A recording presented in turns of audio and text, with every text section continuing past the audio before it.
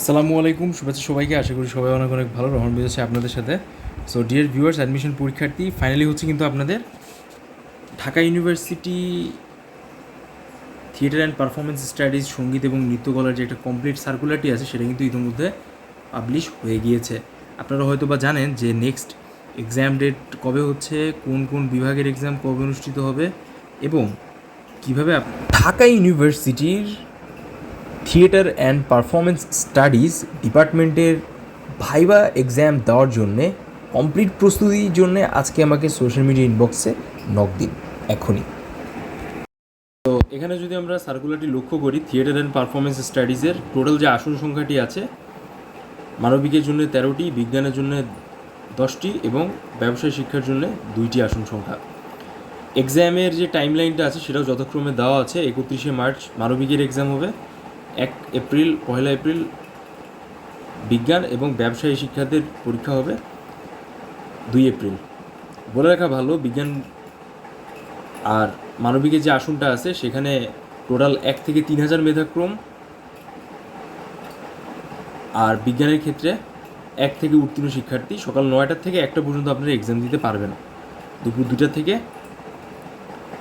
7টা পর্যন্ত 3000-এর পরবর্তী যে লিস্টটা আছে সন্ধ্যা 7টা পর্যন্ত তাদের কিন্তু দেওয়া রয়েছে। বিশেষ করে মানবিকের যেহেতু সুযোগটা এখানে বেশি, আপনার এই বিষয়টা কিন্তু এখানে সরাসরি দেখতে পাচ্ছেন। সো আসলে অনেক স্টুডেন্টদের আসলে অনেক টাইপসের কোয়েশ্চেন থাকে যে এখানে এক্সট্রা পয়সা দিয়ে রেজিস্ট্রেশন করা লাগে কি না, কীভাবে প্রস্তুতি নিতে হয়, ওভারঅল সব কিছু। তো প্রত্যেকবারের মতো আমরা আপনাদের জন্য একটা কমপ্লিট কোর্স লঞ্চ করেছি। আপনারা চাইলে কিন্তু সরাসরি এখানে জয়েন করতে পারেন খুবই ইফেক্টিভ ওয়েতে প্রিপারেশন নেওয়ার জন্য। আমরা যদি সঙ্গীতের কথা বলি, সঙ্গীতের টোটাল যে আসনটা রয়েছে সেখানে মানবিকে রয়েছে 30টি, বিজ্ঞানে রয়েছে 25টি এবং ব্যবসায় শিক্ষায় রয়েছে 5টি। চূড়ান্ত মনোনয়ন পরীক্ষার ডেডলাইন হচ্ছে 5, 6, 7 এপ্রিল। 9টা থেকে 1টা পর্যন্ত অনুষ্ঠিত হবে এক্সাম, ঠিক সেম টু সেম স্টাইলে। প্রথমে 9টা থেকে 1টা পর্যন্ত 1 থেকে 3000 স্টুডেন্ট এবং 2টা থেকে 7টা পর্যন্ত 3000 থেকে বাকি সকল স্টুডেন্টরা কিন্তু এক্সাম দিতে পারবে।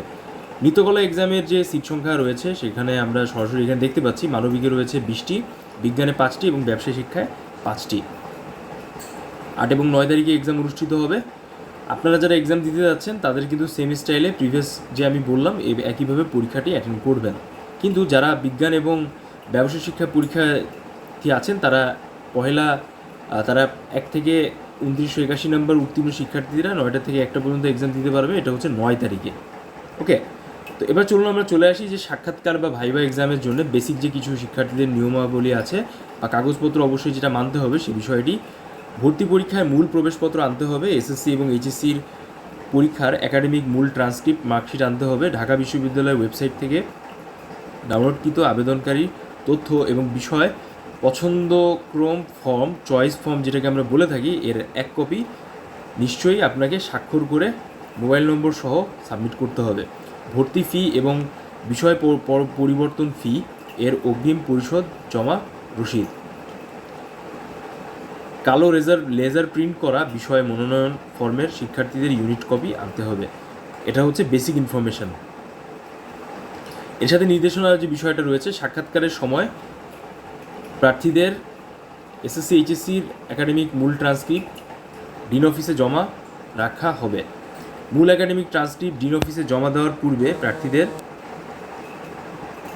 এসএসসি এইচএসসি পরীক্ষার মূল একাডেমিক ট্রান্সক্রিপ্টের পর্যাপ্ত সংখ্যক কমপক্ষে 20 কপি ফটোকপি করে নিজের কাছে রাখতে হবে, যা পরবর্তীতে ভর্তি পরীক্ষা সংক্রান্ত এবং অন্যান্য বিভিন্ন কাজে প্রয়োজন হবে। সাক্ষাৎকারের সময় প্রার্থীদের এসএসসি এইচএসসি ট্রান্সক্রিপ্টের ডিন অফিসে জমা দেওয়ার পূর্বে A4 সাইজের খামে শিক্ষার্থীদের অনলাইন ফি প্রাপ্তি রসিদ এবং বিষয় বরাদ্দ ফর্ম এর কপি আঠা দিয়ে গাম দিয়ে ভালো করে A4 সাইজ খামে অ্যাটাচ করে আসতে হবে। ঠিক আছে, এখানে কিন্তু মোবাইল নম্বর অবশ্যই আপনাকে দিতে হবে, ফুল নেম দিতে হবে, যেন আপনি সরাসরি বিষয়টা যে প্রতিষ্ঠা বিশ্লেষণে কলা স্বাক্ষরিত এখানে অবস্থান দেখেন যে বিষয়টি উল্লেখ আছে, অধ্যাপক ডক্টর তৈয়বুর রহমান, ডিন ভারপ্রাপ্ত সামাজিক বিজ্ঞান অনুষদ এবং কোঅর্ডিনেট আন্ডারগ্রেড প্রোগ্রাম ভর্তি পরীক্ষা 2025-26 সেশন কলা ও আইন সামাজিক বিজ্ঞান ইউনিট ঢাকা বিশ্ববিদ্যালয়। এখানে কিন্তু এটা সাবমিট করতে হবে। যদি আমরা থিয়েটার অ্যান্ড পারফরমেন্স স্টাডি ভর্তি পরীক্ষা বা মৌখিক পরীক্ষা নিয়ে নিত্যদিনের কথা বলি, এখানে কিছু বেসিক ইনফরমেশন ইনপুট দেওয়া আছে। আপনি যদি লক্ষ্য করেন, থিয়েটার অ্যান্ড পারফরমেন্স স্টাডিজের ভর্তি ইচ্ছুক শিক্ষার্থীদের উক্ত বিষয়ে সম্মুখে সাধারণ নিশ্চিত করতে হবে, ঢিলেঢালা পোশাক পরিধান করে সাক্ষাৎকারের পূর্বে উপস্থিত থাকতে হবে। এখানে যদি আপনি নোটিস করেন যে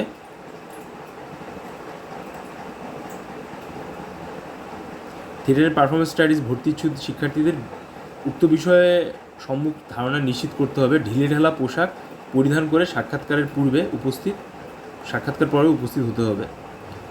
মানে বুঝতেই পারছেন যে এখানে হচ্ছে আপনার মেডিকেল টেস্ট করা হবে, যার কারণে কিন্তু ঢিলেঢালা পোশাক আপনাকে নিয়ে যেতে মানে পরিধান করে যেতে বলা হয়। মানে খুব ক্যাজুয়ালও হওয়া যাবে না, খুব ফর্মালও যাওয়ার প্রয়োজন নাই। নৃত্যকলা মৌখিক পরীক্ষায় শিক্ষার্থীদের একাধিক নৃত্য পরিবেশনার জন্য যথাযথ পোশাক ও সাজসজ্জা, গান, যন্ত্রসঙ্গী সহ পূর্ণাঙ্গ প্রস্তুতি নিয়ে আসতে হবে। মানে এক কথায় আপনাকে একাধিক নৃত্যকলার পারফরমেন্স করতে হবে এখানে, সো আপনাকে সেইভাবে প্রস্তুতি নিয়ে যাওয়াটা সবথেকে বেশি শ্রেয়।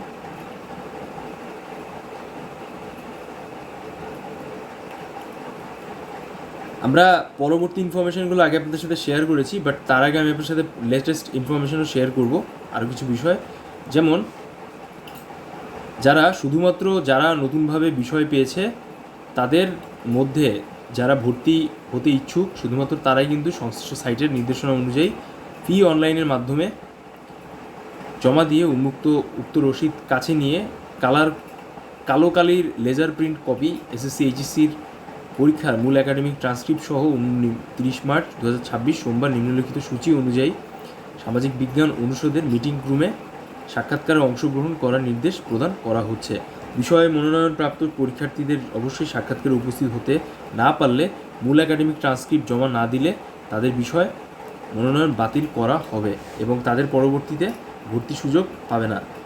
তো আপনারা খুব এটা ইম্পর্টেন্ট ইনফরমেশন মাথায় রাখবেন। বিষয়ে মনোনয়নপ্রাপ্ত প্রার্থী নির্ধারিত সাক্ষাৎকার উপস্থিত হতে না পারলে মূল একাডেমিক ট্রান্সক্রিপ্ট জমা না দিলে তাহলে কিন্তু আপনাকে তারা কাউন্ট করবে না। ইতিপূর্বে যে সকল প্রার্থী মূল একাডেমিক ট্রান্সক্রিপ্ট ডিন অফিসে জমা দিয়েছে এবং অটো মাইগ্রেশনের মাধ্যমে নতুন বিষয়ে মনোনয়ন পেয়েছে তাদের উক্ত সাক্ষাৎকার উপস্থিত হওয়ার প্রয়োজন নাই। ঠিক আছে, এই বিষয়টা অবশ্যই মাথায় রাখবেন। সাক্ষাৎকারের সময় শিক্ষার্থীদের নিম্নলিখিত কাগজপত্র আনতে হবে, এটা আমি অলরেডি বলে দিয়েছি। এবং নির্দেশনা সাক্ষাৎকারের সময় প্রার্থীদের যে আপনাদের সাবজেক্ট চয়েসের যে receipt, main academic transcript SSC এইচএসসির, একই সাথে হচ্ছে 20 কপি করে রাখতে হবে বলা হয়েছে মেইন সার্টিফিকেট সহ। A4 সাইজ পেপারে আপনাদের সাক্ষাৎকারের যে ওভারঅল একটা অফিসিয়াল যে নির্দেশনা রয়েছে সেগুলো নিয়ে আসতে হবে, ডিন অফিসে সেটা জমা দিতে হবে A4 সাইজ খামে। তো এই ছিল হচ্ছে ওভারঅল নির্দেশনা। আশা করি আপনারা সবাই ক্ল্যারিটি পেয়ে গিয়েছেন।